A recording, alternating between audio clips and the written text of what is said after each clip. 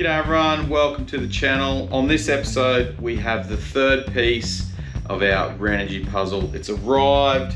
It's the 175 watt fixed solar panel. We're going to go through a few of the specs and the features of this panel. I've also had it outside. I ran my battery down to flat where the BMS turned off, so I've had this outside for the last 5 days charging it up, so we'll be able to see how much power we've gotten out of it. So let's get on with it.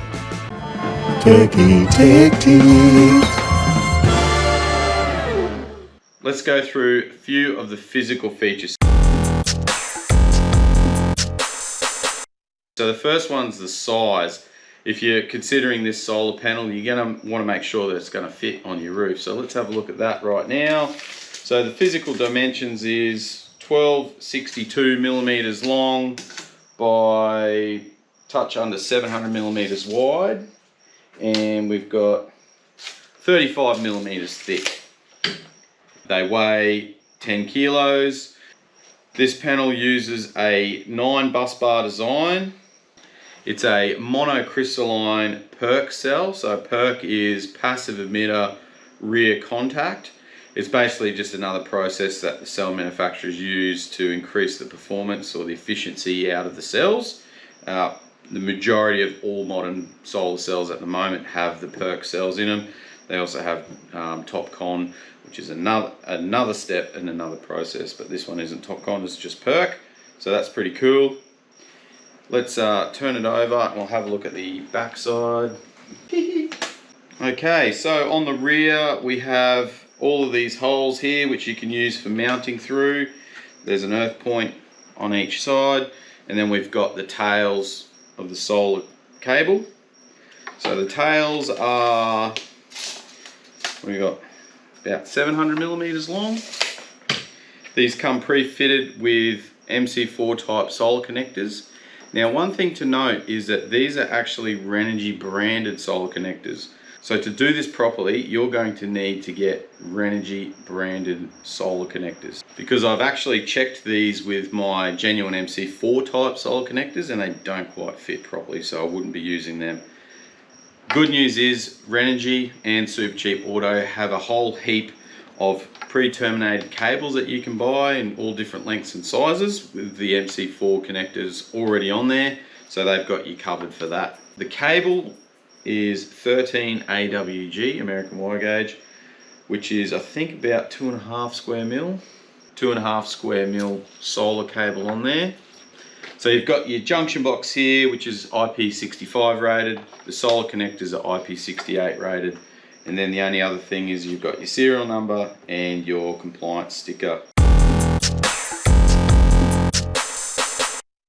Now inside the box that you get this other little box full of goodies. So Renogy is good enough to chuck in some extras.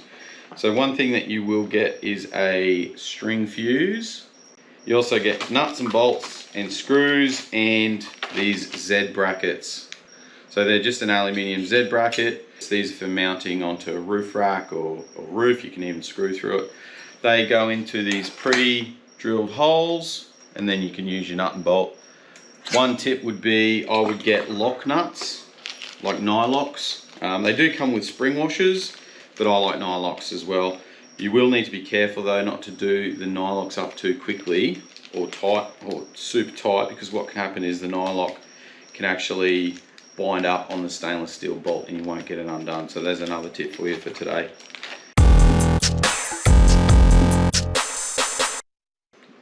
Okay, time for the specs. So we've got a 175 watt solar panel. The open circuit voltage is 21.6 volts. So that's the voltage that you need to know for DC-DC charge controllers and solar charge controllers. We've got 10.31 amps as your short circuit current, 20 amp string fuse rating, 600 volt maximum system voltage. So that means that you can series up the panels up to 600 volts, which is like, 28, 29 panels, something like that. All of the temperature coefficients on there if you want to geek out and go through all that sort of stuff.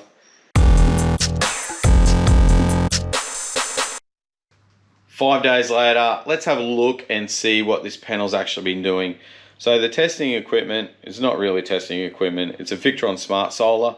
It does record the history of how much power is made, the maximum power or maximum wattage out of the panel, and also the maximum voltages of the panel and the min-max voltages of the battery, what it reaches during the day. So let's have a look. So 5 days ago we produced 550 watt hours. So that was the day when I fully drained the battery flat until the BMS turned off, and then let the solar panel crank it up from flat. So that's 550 watt hours.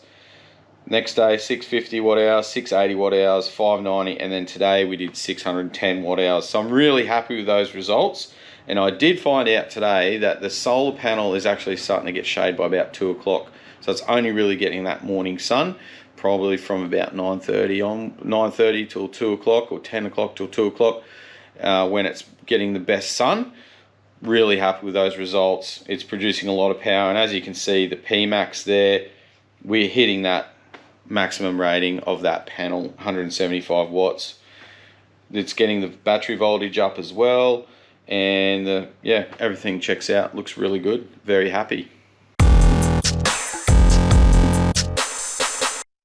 So these are available through the Supercheap Auto Network. They retail for $249.99, so 250 bucks, and they also come with a 5-year warranty, product warranty, and 25-year performance guarantee. That's fantastic. Well, there it is, the Renogy 175 watt solar panel. Let us know what you think. Is this something that would be suitable for you? Have you already got one of these or a different brand? Let us know in the comments. Make sure you hit that like button and the share button. Really helps the channel out, spreads the word out far and wide, gets other people to come in and watch our video as well. And hopefully we've earned your subscription today. If we have, make sure you hit that subscribe button and the bell notification so that you can keep up to date with all of our videos. And there's only one last thing, and that is, remember, the weeks are long, but the weekends are short. So get out there and chase the weekend. Catch up.